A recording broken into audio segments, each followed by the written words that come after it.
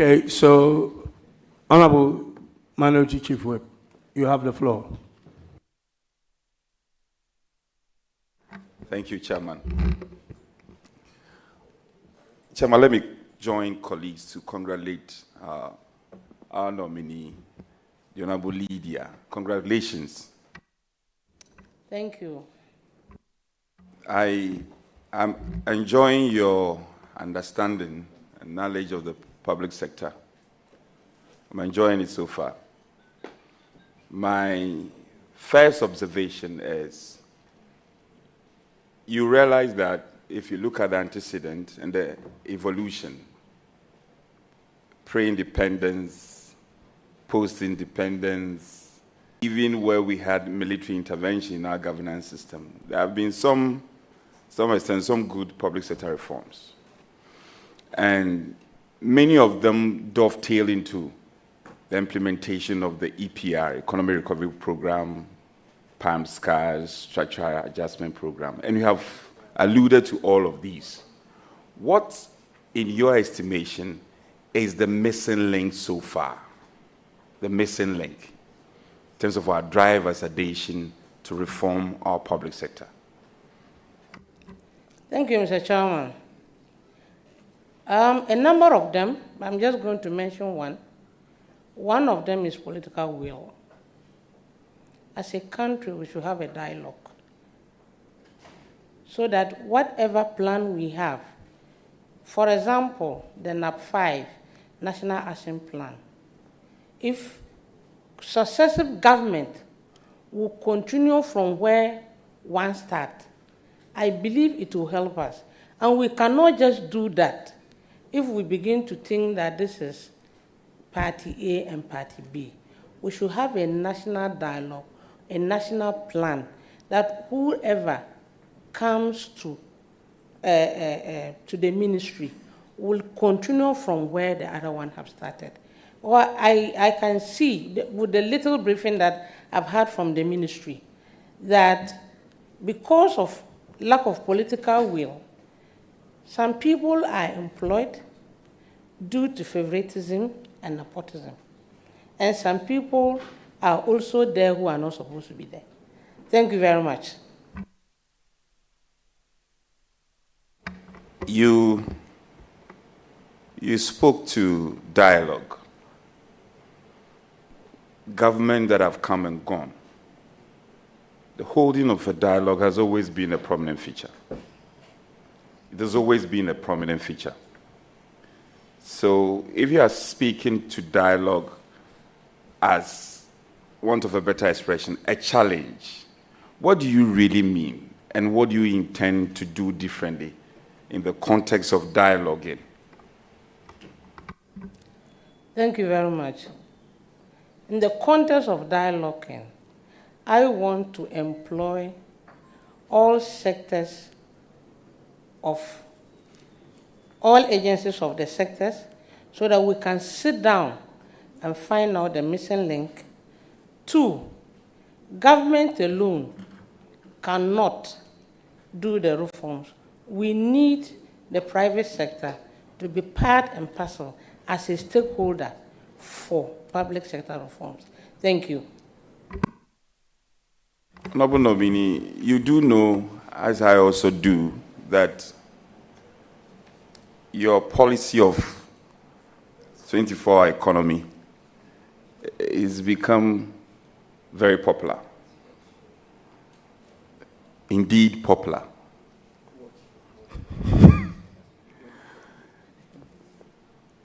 So, but I had then candidates, John Dramani Mahama, then candidate, who said that the 24-hour economy is optional.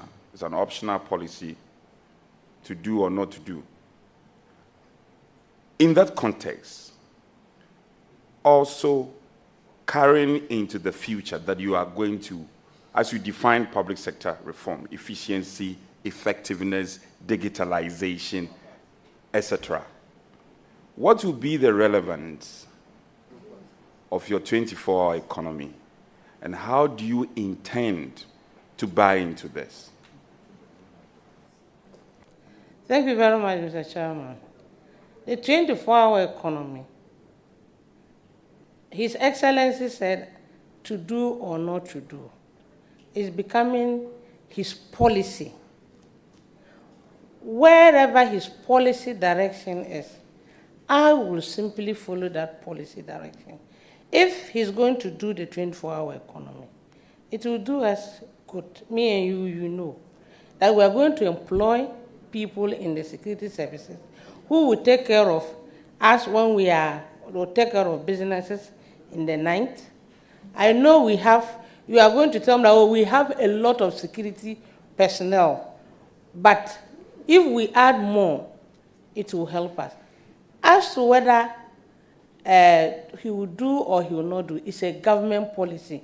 Like you people had in your manifesto the last time, one village, one dam, one district, one factory. It was your campaign message, it was your policy. Thank you. Mr. Chair, sorry. Honorable nominee, I think we should watch some of the words. You people, it's unparliamentary. Thank you. Sorry, Mr. Chair. I withdraw that.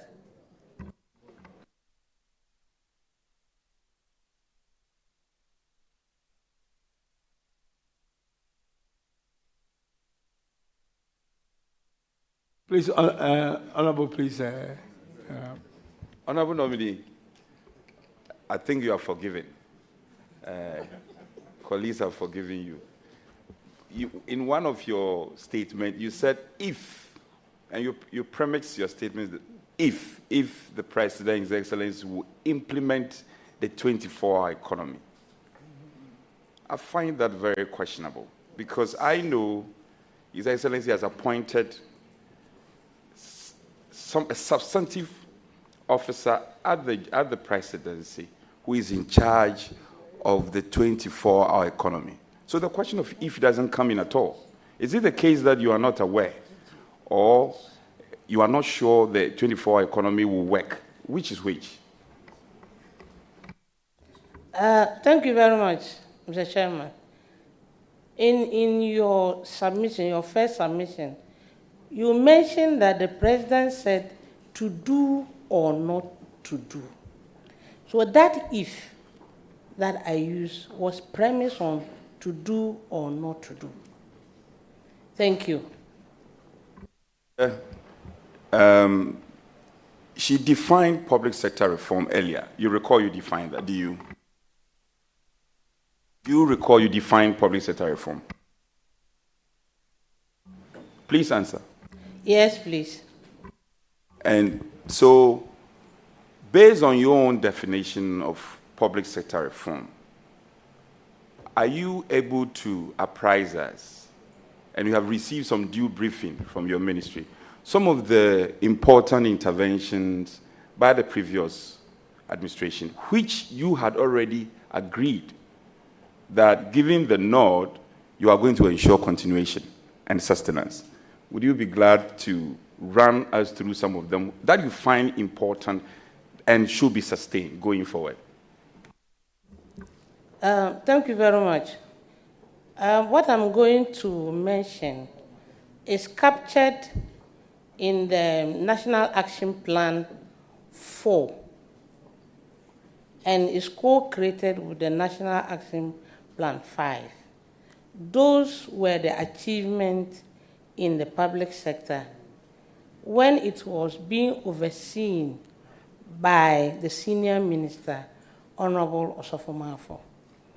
I recall during the briefing, I heard there was some activities that was done with the passport office, DVLA, births and deaths, just to mention a few.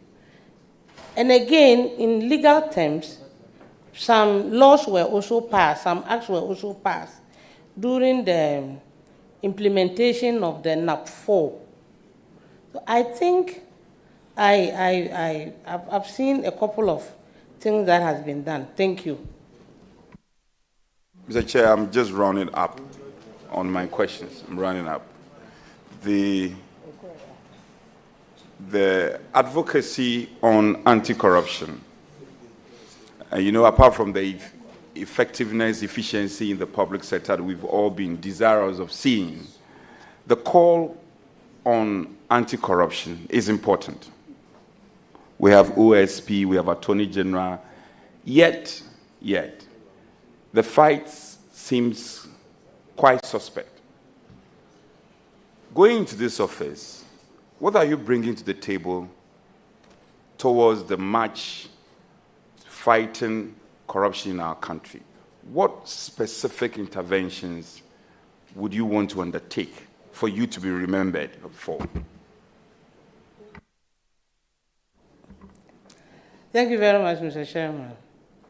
Some of the interventions I mentioned earlier is about the use of technology and innovation. 2 is about engagement. 3 is about capacity building of the employees or service providers. Thank you. The success of our public sector reform interventions also depend on how we relate to the private sector. Do you agree to that? Yes. So, if you do agree, what intervention should we engage in to strengthen the dialogue between our public sector reform? Because if we reform our public sector and it doesn't cascade into our private sector reformation, it will be lopsided. So is it the case that you are not looking at it from just one angle? You're also looking at how the private sector and the public sector can both marry effectively? Thank you very much, Mr. Chairman.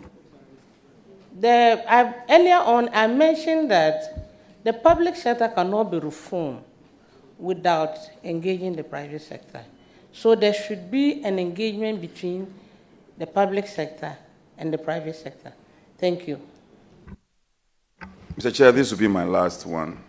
Honorable Lydia, a number of interventions have started by the previous administrations, including His Excellency John Dramani Mahama,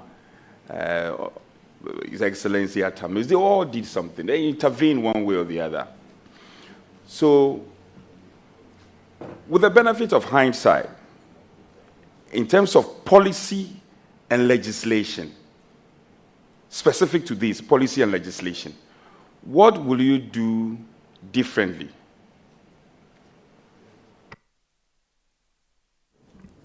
Thank you very much, Mr. Chair. What I will do differently is to employ technology, innovation too, and then to engage with all the sectors.